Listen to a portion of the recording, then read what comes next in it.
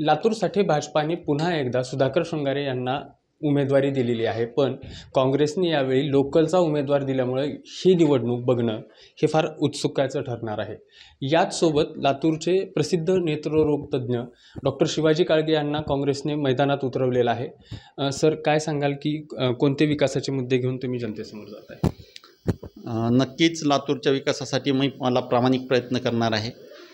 सर्वप्रथम लातूरकरांना या गोष्टीची जाणीव आहे की लातूरकरांसाठी लोकल जो उमेदवार राहील, जो लातूरमध्ये वर्षाचे 12 महिने राहतो आणि लातूरकरांचे प्रश्न जाणतो, असा उमेदवार लातूरकर निवडून देतील अशी मला खात्री आहे।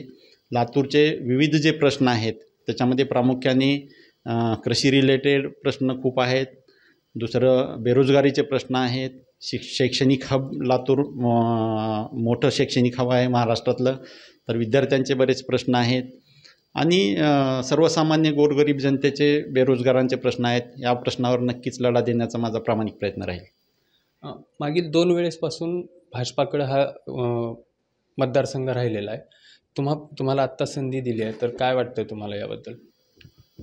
नक्कीच यावेळी लढत टफ राहील, कारण लातूरची जनता सुज्ञ आहे आणि योग्य उमेदवाराला निवडून देण्याचं कार्य लातूरकरांनी नेहमीच केलेलं आहे। लातूर लोकसभेच्या मतदारसंघातली जनतेची भूमिका नेहमीच स्तुत्य राहिलेली आहे आणि नागरिक प्रामाणिक प्रयत्न करून योग्य उमेदवाराला निवडून देतील याबद्दल मला खात्री आहे।